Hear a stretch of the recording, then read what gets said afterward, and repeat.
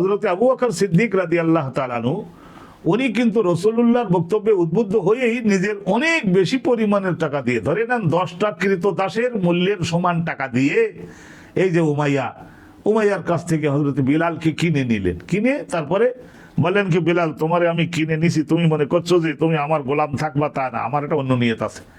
তখন হযরত বিলাল বললেন যে কি নিয়ত? হুজুর কি নিয়ত? তো উনি বললেন যে আমি তোমাকে মুক্ত করে দিব, মুক্ত করে দিলে স্বাধীন হয়ে যাওয়া।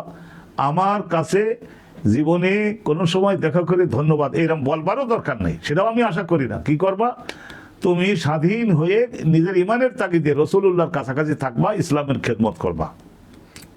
তা লোকেরা বলতে লাগলো, হয়তো জীবনে বিলাল বিভিন্নভাবে উপকার করেছিল আবু বকরকে, হয়তো কিছু টাকা জমা রাখছিল, সেই টাকা শোধ করবার জন্যই আবু বকর এত টাকা দিয়ে বিলালকে কিনে স্বাধীন করে দিল। তো আল্লাহ তাআলা বলে দিচ্ছেন যে যারা এইভাবে নিজের মাল ব্যয় করে, হ্যাঁ, তাদের ওমা লি আহাদিন, জগতের কোনো মানুষের জন্য পাওনা নাই, ইনদাহু, ওই যে হযরত আবু বকর সিদ্দিকের নিকটে পাওনা নাই, লি আহাদিন, বিলালের জন্য। এটা বোঝা সহজ হওয়ার জন্য শুধু হযরত আবু বকর সিদ্দিকের সম্পর্কে নাজিল হয়েছে তা না।